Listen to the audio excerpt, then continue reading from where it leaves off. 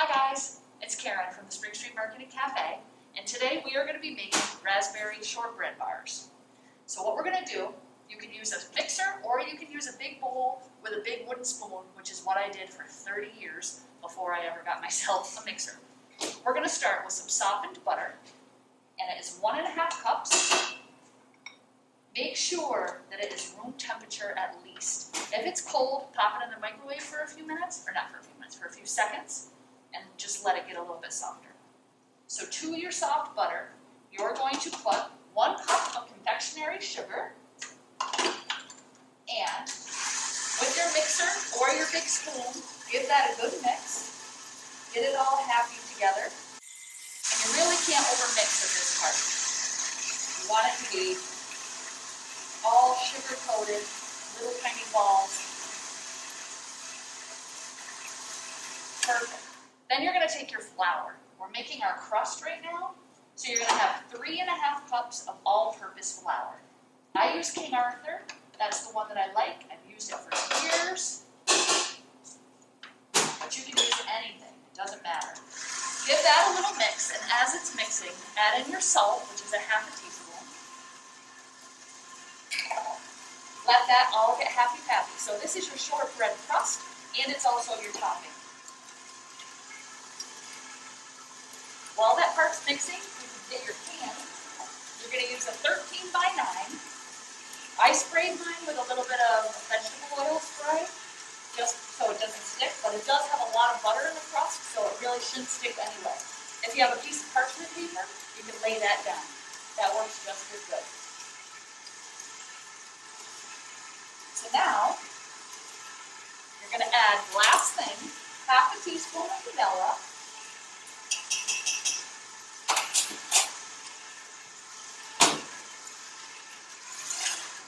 This is pretty much what it's going to look like.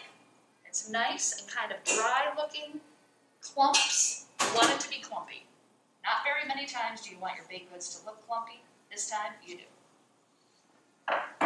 So now, the tricky part to this is figuring out 3/4 of this mixture is going to go into your pan. So you're going to leave about 1/4 of this for your topping. So you're going to just kind of put in what looks like almost all of it, but you're going to leave about 1/4 of it in your bowl. Okay? And then, with your hands, or your trusty dusty little spreader, push it all around and give it a little press. This is your shortbread crust. Give it a good press so it's formed right to the bottom of the pan. Like I said, you can use parchment paper also. Will work just as good. If you guys have never had homemade shortbread, you are in for a treat. You're gonna love it. Okay. Make sure it's all pressed down. Now, take your raspberry jelly or jam, and I like it. Some people like seedless. I like it with the seeds in it. It's just more real. You can use either one though. You're going to put that right on top of your crust. And then you can use the back of your spoon. Just kind of smooth it around. You're not looking for anything perfect. You just want to get a little bit of it everywhere. And if it starts to flip up like you see mine doing, that's all right. It's still just going to bake in there. I'll do this so it's a little bit quicker. Right on top of your crust. And you don't have to go crazy up the sides because that's only going to bake onto the pan. You want to keep it right down on your shortbread. Just like that. Perfect. Then you're going to take your 1/2 cup, or is it 1/2 cup or a cup? It's a cup of chopped walnuts, and you're going to sprinkle it right on top. Just like that. And always make sure, if you're gifting these baked goods to somebody, that you let them know that they're nuts.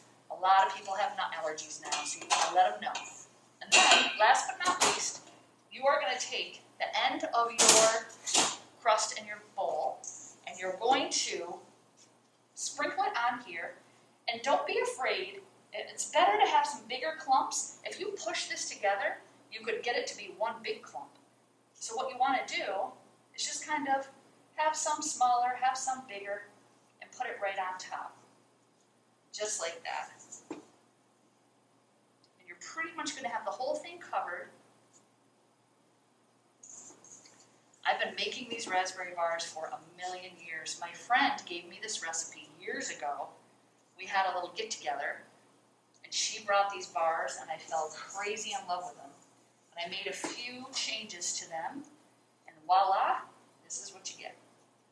All right, so this is what it's going to look like when you put it into the oven, and your oven's going to be preheated to 350 degrees.